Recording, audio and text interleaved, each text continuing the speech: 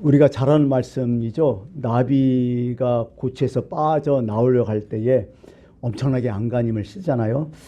아마 누에고치를 좀 보셨던 분들은 아실 거예요.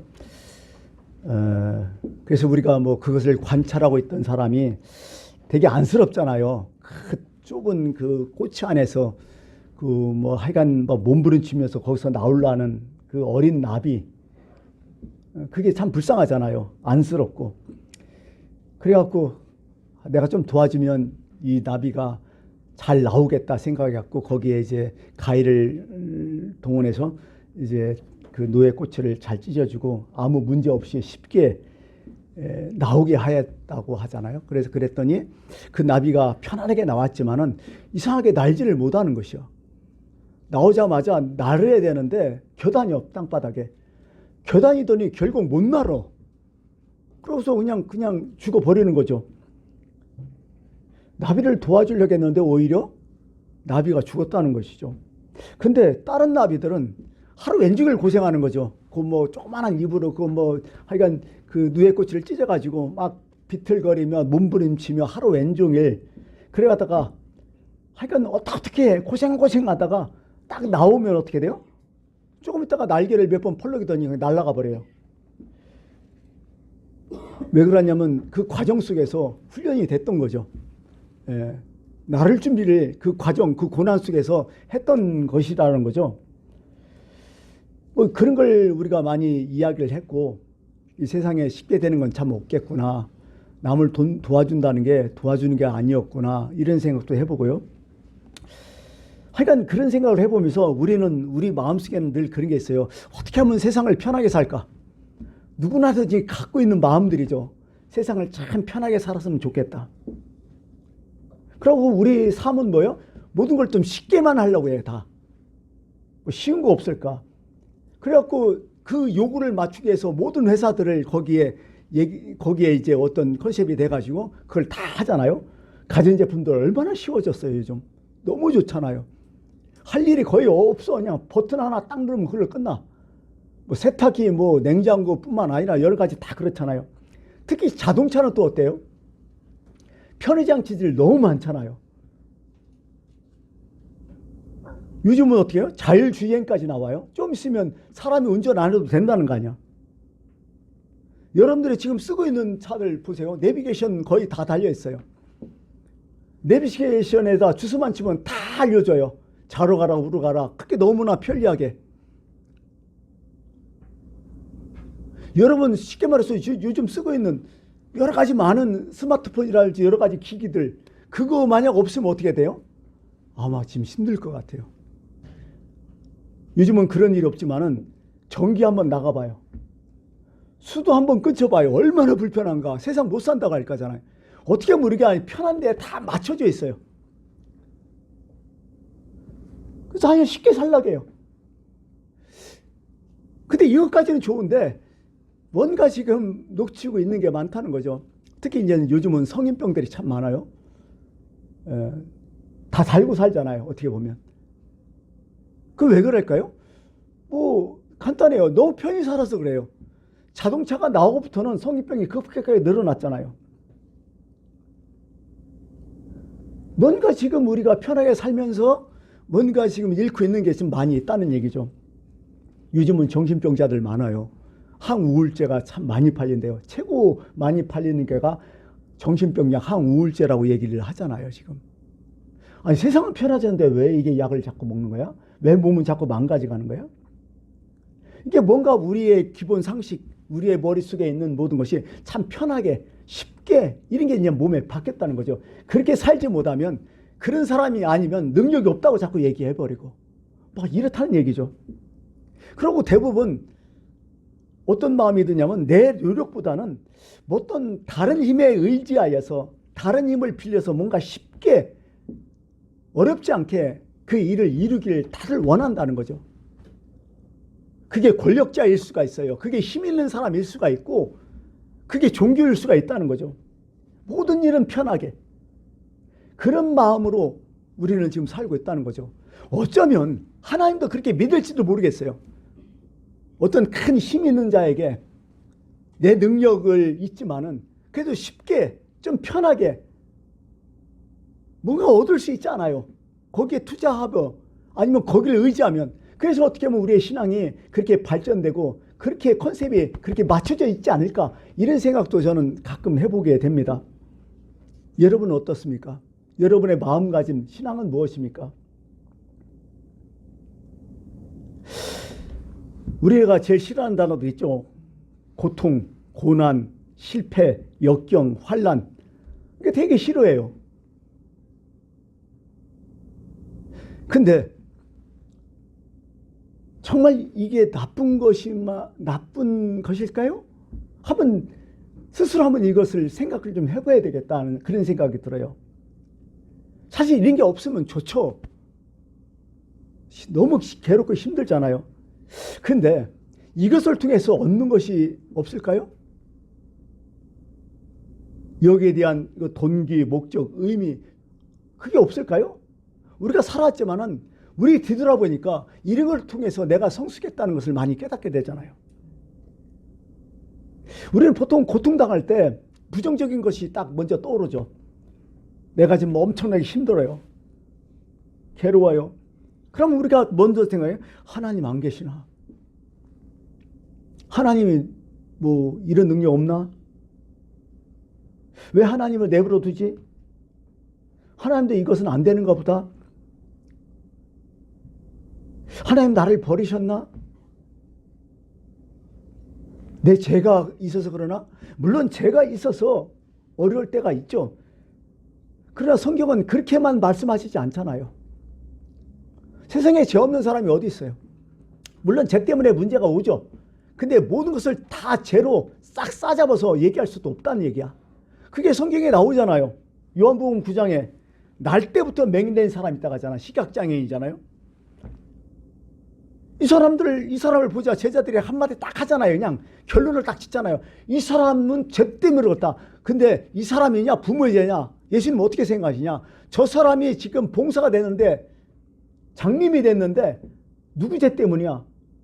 죄로 다 이미 해답을 갖고 얘기하잖아요. 여러분 어떻게 생각하세요? 이 사람이 시각장애 된 것이 누구 죄 때문에 그래요? 논리적으로 한번 생각해 보세요. 본인이 시각장애라고 생각해 보세요.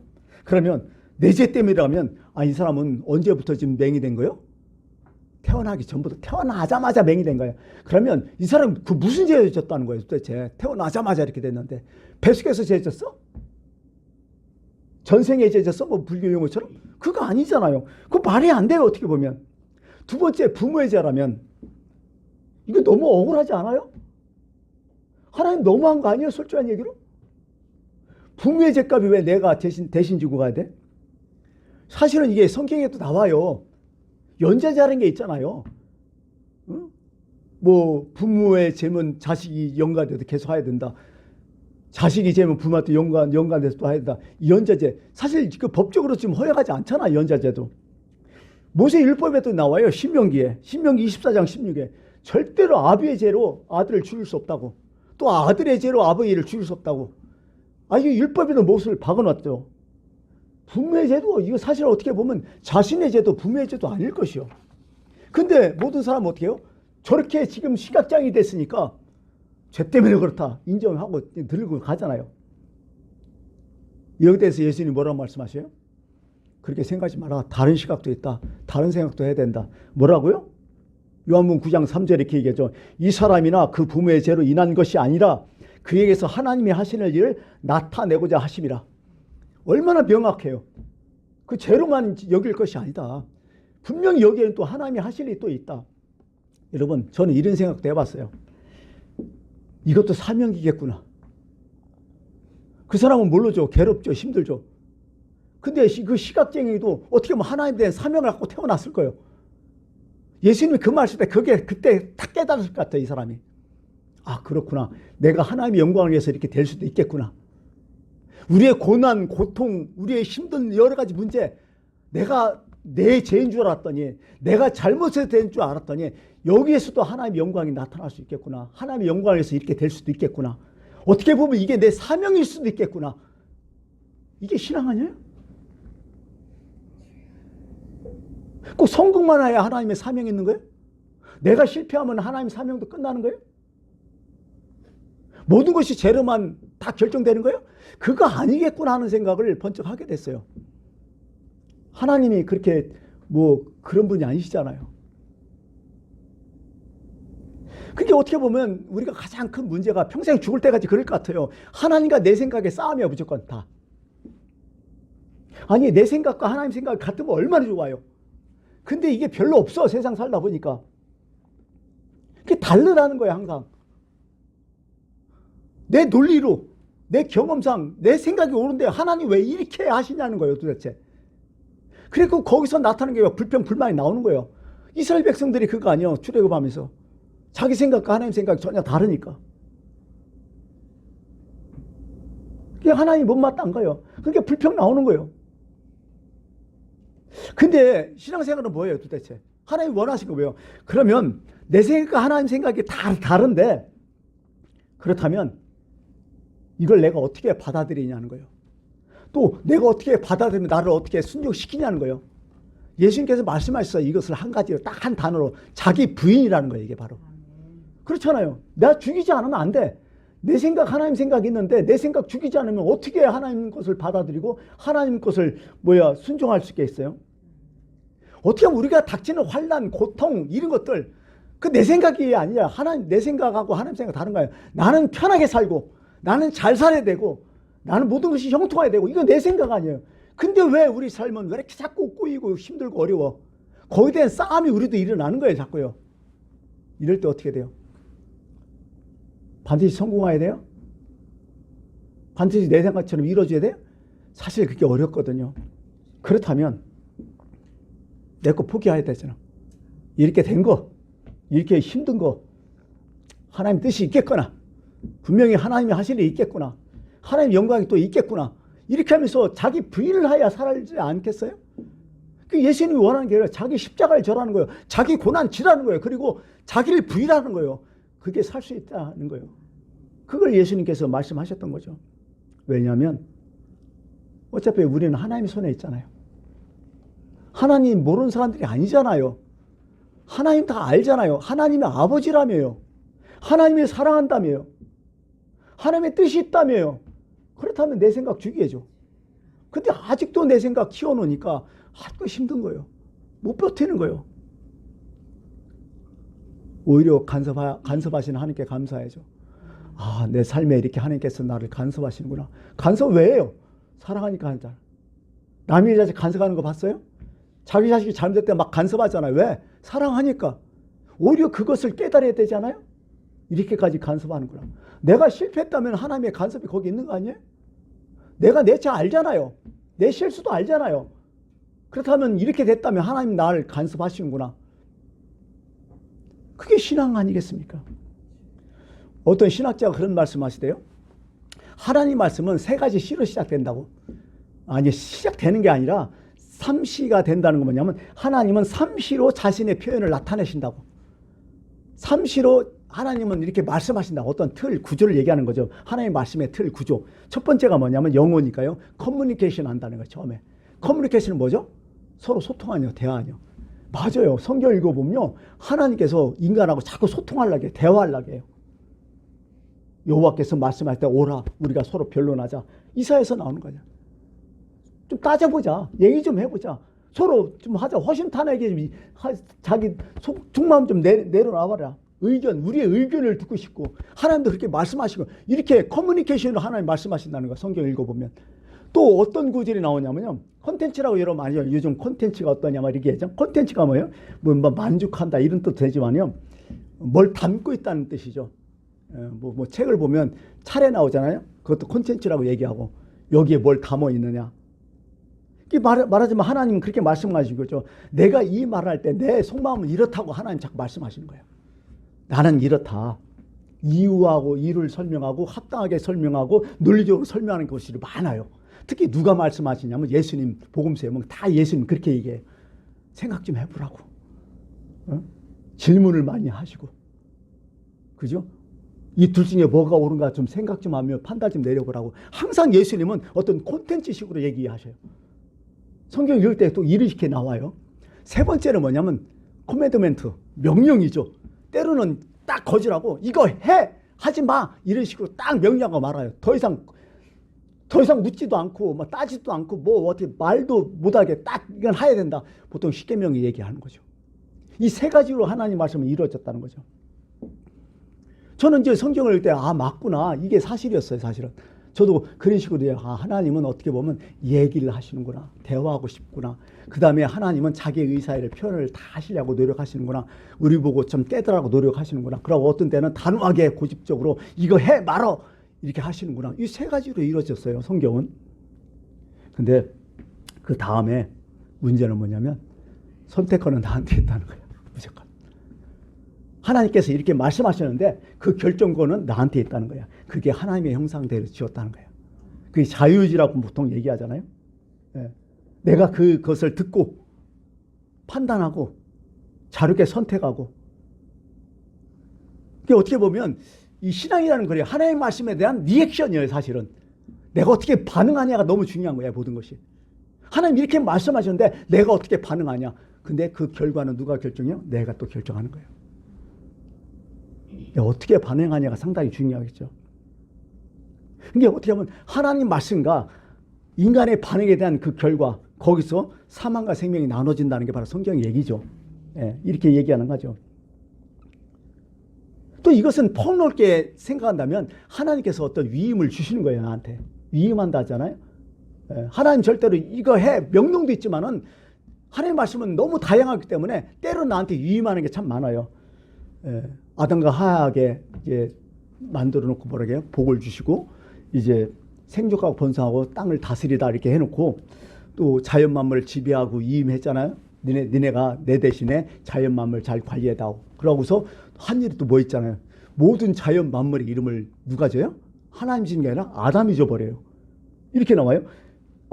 모든 자연 만물을 지으시고 아담이 무엇이라 부르나 보시라고 그것들을 그에게로 이끌어 가시니 아담이 각 생물을 부르는 것이 곧 그 이름이 되었더라. 의미가 큰 거예요. 사실은요. 위임을 하셨다는 거죠. 지금도 하나님은요 강압적으로 할 수 있지만은 나한테 자유의지를 주면서 지금도 위임을 하시는 거야. 선택권을 주시지만은 나한테 위임을 하신다는 거죠. 오늘 그게 너무 중요하다는 거죠. 우리 기계처럼 하나님이 이거 해 이렇게 하면 얼마나 좋겠어요. 근데 그게 잘 없어요. 성경에는. 항상 나한테 위임을 하셨어요. 그게 그리는 얘기를 하죠.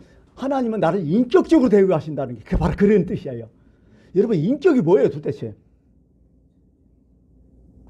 인격은 한번 찾아봤어요. 인격이 뭔지. 인격은요 사전적 의미는 이렇게 돼요. 인격이란 도덕적 행위의 주체로서 진과 거짓, 사실과 거짓, 선악을 판단할 수 있는 능력과 자율적 의지 등을 지닌 존재라는 뜻이야. 판단력이죠. 판단. 이 거짓이냐 참이냐 선이냐 악이냐 판단할 수 있는 어떤 자율적 의지를 인격으로 얘기하죠. 그러니까 어떻게 보면 하나님 인격적으로 대하는 거죠. 그래서 어떻게 보면 자유의지를 저는 인격으로 좀 볼 수 있어요. 하나님이 인격을 줬구나 우리에게. 여러분들은 인격을 갖고 있습니까? 할 수도 있고 안 할 수도 있는 게 인격이에요. 그것을 존중해 주는 게 또 인격이고 하나님은 우리를 그렇게 지었다는 거야. 하나님 우리에게 지금도 말씀하죠. 네가 선택하고 네가 책임져야 된다. 그런 인간으로 살아가야 된다. 그게 인격이다. 그게 다른 말로 위임도 될 수 있잖아요. 여러분 요즘 많이 요즘은 좀 들었는데 민주화라는 얘기가 참 많았잖아요. 한동안 민주화. 민주가 뭐예요? 백성이 주인 된다는 뜻인데요. 이것도 한 사전적 의미를 한번 봤어요. 민주는 무엇이냐? 국민이 권력을 가진과 동시에 스스로 권리를 행사할 수 있는 정치 형태를 말한다. 내가 어떤 권리를 갖고 그 권리를 행사할 수 있는 정치 형태를 민주라고 얘기해요. 그렇다면 우리는 맨날 민주 하는데요. 사실은요. 선진국들은 민주주의잖아요. 거의 다. 민주가 됐잖아요. 민주가 되려면요. 사람이 인격이 있어야 돼요. 무슨 얘기냐? 이런 얘기죠. 솔직한 예로 아주 그냥 직접적으로 얘기한다면 정말 민주화가 되려면요. 무엇부터 조심하냐? 말부터 조심해야 말과 행동이. 그게 민주화야. 어떻게 보면. 뭐 정치 떠나서요. 말과 행동이 민주화가 돼야 진짜 민주화라는 거야. 아니 민주 외치면서 말을 막 함부로 해요? 쉽게 말해서 식당에 가가지고 종업원한테 갑질하는 거야. 야, 물 가져와. 뭐 이러냐? 뭐 이거 막. 그러니까 그런 인간들 있잖아요. 여기서 무슨 민주를 찾아요? 여기서 인격이 나오는 거예요. 어떻게 보면. 어떻게 보면 민주는 인격이란 말이죠. 인격을 가진 사람만이 민주가 될 수 있는 거예요. 아니 민주라는 것은 간단해요. 내 권리를 주장할 수 있어요. 민주는. 근데요. 내 권리를 주장하지만 누구 권리도 주장해야 돼? 다른 사람도 권리도 인정해 주는 게 민주예요. 근데 가끔 보면 민주 하면서 자기 권리만 자꾸 얘기하는 사람 많잖아요. 오지 쓰잖아요. 막. 내 의견만 다 드려야 된다고. 아니 내가 이걸 할 수 있으면 저 사람 이걸 거절할 수 있는 것도 민주야. 이게 그렇게 돼야 돼. 그걸 인정해 줘야 돼요. 그리고 그걸 존중해 줘야 되고. 책임은 그들이 지는 거야. 알아서. 어떻게 보면 하나님께서는 우리를 이렇게 다스린다는 거죠. 우리의 의견, 우리의 생각 하나님이 인정해 줘요. 그래 우리가 막 열심히 기도하고 막 그냥 밤 앉아서 기도하고 바꾸며 기도하고 그럼 하나님이 들어주시잖아. 그거 막 간증하고. 근데 거기에 대한 결과는 그 사람이 지어야 되는 거예요. 늘 안타까운 게 하나 있어요. 구약을 읽을 때마다 히스기야 왕 얼마나 정치를 잘했고 얼마나 신앙심이 좋았어요. 압수로 침공했을 때 진짜 그 어려울 때 나라를 구하잖아요. 진짜 신앙 너무 좋았잖아요. 하나님 인정했잖아요. 근데 뭐요? 자기가 병났어요. 하나님이 여기까지만 살아가겠어. 근데 자기가 병났어. 그러자 어떻게 해요? 히스기야가 하나님을 막 간절히 기도하잖아. 하나님 살려달라고. 그래서 하나님께서 15년 동안을 연장해줘요.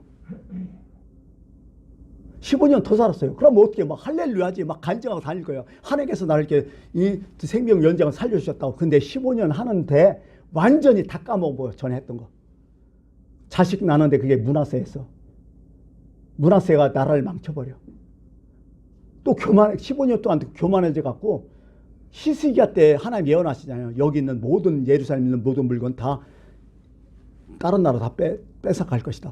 예언이 그렇게 다이죠. 어떻게 보면 히스기야부터 시작해요. 나라를 망하면. 이게 기도 응답이 좋은 것일 거 아닐 수도 있다는 거예요. 어떻게 보면 성경을 읽어보면 다 모든 게 기도 응답이 좋다고? 글쎄요. 저는 그렇게 돼요. 하여간 좀 빗나갔지만은 또 원희식으로 돌아서 참 하나님은 되게 인격적이신 분이야. 내가 봐도. 하나님 우리를 무식하게 그렇게 안 하셔요. 때로는. 자, 여호수아 때 그게 딱 나와요. 여호수아가 뭐라 하냐면 만일 여호와를 섬기는 것이 너희에게 좋게 보이거든 너희 조상들이 강 저쪽에서 섬기던 신든지 또는 너희가 거주하는 땅에 있는 아모리 족속의 신들인지 너희가 섬길 자를 오늘 택해라. 강요 안 해요. 그래서 막 생각 좀 하면서 택해라. 예?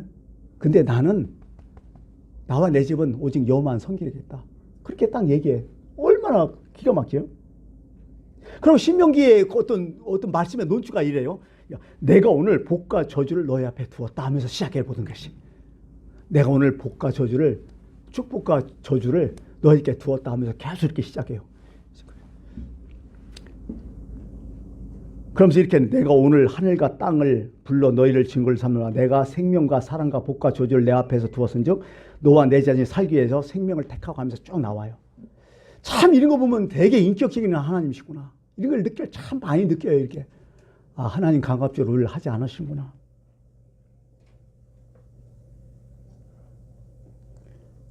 여러분 하나님 어떻게 느끼셨어요? 지금도 똑같아요. 정말 나한테 잘해주셔요. 내 의견 존중해주고 내 뜻을 다 이해하시고. 근데 하나님은 가든 아이를 늘 우리에게 주시죠. 성령을 통해서. 나는 이렇게 했으면 참 좋겠다고. 나는 너희들이 이렇게 했으면 좋겠다고. 근데 그것을 우리가 했으면 좋겠는데 안 하잖아 또. 안 할 때 그때는 하나님이 어떻게 할까요? 그때는 또 뭐라 하셔요? 속상해가지고.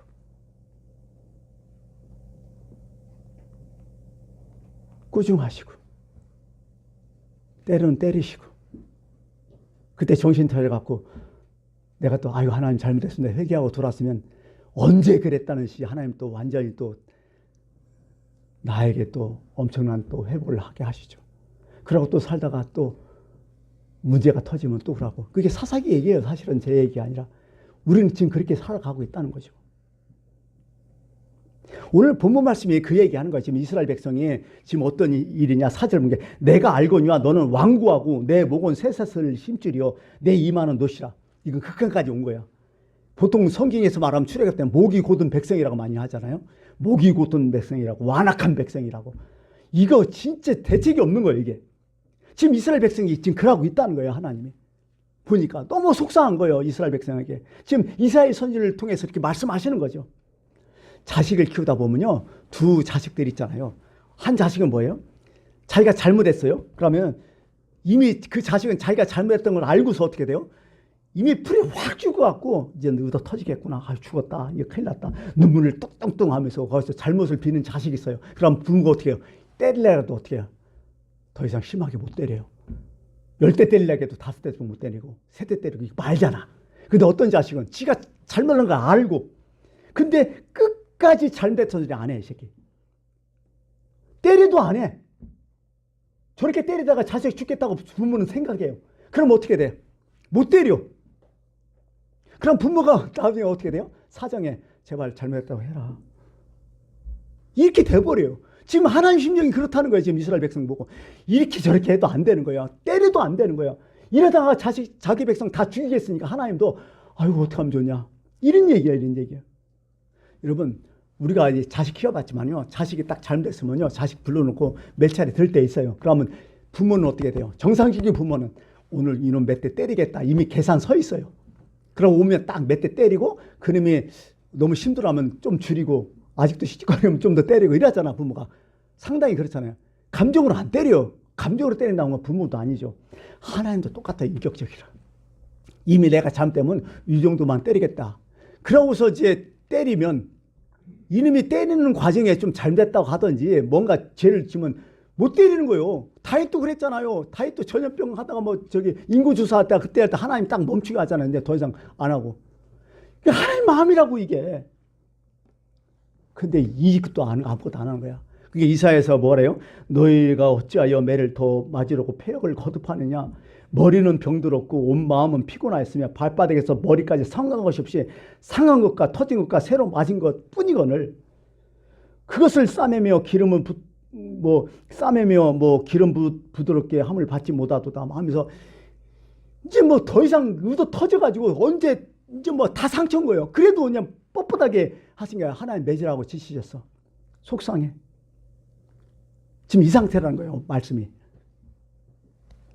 근데 하나님 또 재차 말씀하셔요. 9절에 이렇게 말씀해요. 내 이름을 위하여 내가 노하기를 더디할 것이며 내 영광을 위하여 내가 참고 너를 멸절하지 아니하리라.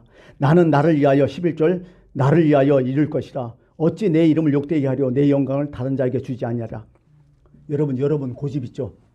하나님도 고집 있어요 없어요? 하나님도 고집 있어요. 우리도 의지가 있잖아요. 하나님도 의지가 있어요. 10절에 이렇게 말씀하시죠. 초반 보라 내가 너를 연단하였으나 은처럼 하지 아니하고 너를 고난의 풀무에서 택하였노라. 무슨 얘기예요? 네가 고집이 있는데 나도 고집이 있다. 근데 너의 고집을 꺾는 방법이 딱 한 가지 있다. 고난의 풀무불이라. 고난의 풀무불. 요즘 말에 용광로 같은 거죠.